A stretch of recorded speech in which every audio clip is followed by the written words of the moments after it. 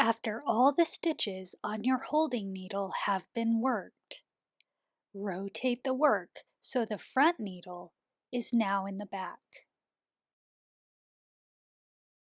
Gently slide the stitches from the cord onto the empty needle. Slide the back needle out, moving stitches onto the cord. This is your working needle. Continue to work the round.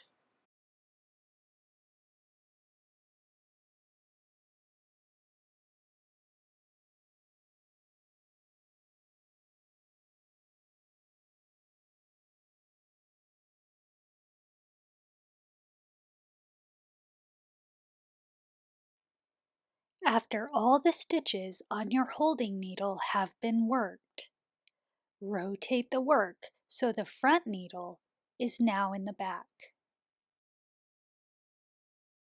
Gently slide the stitches from the cord onto the empty needle.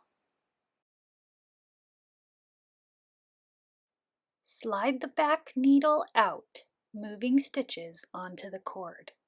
This is your working needle. Continue to work the round.